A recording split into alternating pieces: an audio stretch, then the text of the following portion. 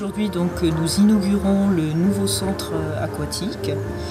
Ce centre aquatique est le fruit de 3 années de travail, de travaux. On avait une contrainte de toute façon de rénovation de l'ancienne piscine qui avait des gros problèmes de carrelage de bassin. Il y avait une isolation à revoir, la filtration à revoir. Il fallait un petit peu rénover l'ensemble qui commençait à être assez ancien. Et on a profité de cette restructuration pour étendre le complexe et mettre un espace bien-être remis en forme. Alors, c'est vrai que c'était fortement demandé par notre clientèle.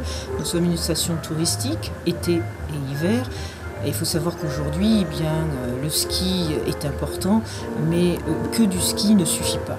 Alors vous avez 2 parties, une partie qui est musculation, cardio-training, gymnastique, et puis il y a une autre partie qui est bien-être avec un bassin zen, sauna, hammam, douche de relaxation, il y a une tisanerie, des salles de repos. En fait, c'est un endroit détente et un endroit pour se ressourcer.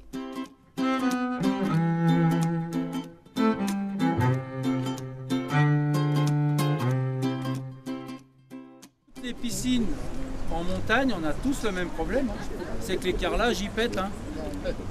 Tout le monde le connaît et c'est peut-être une solution économique qui est pas mal.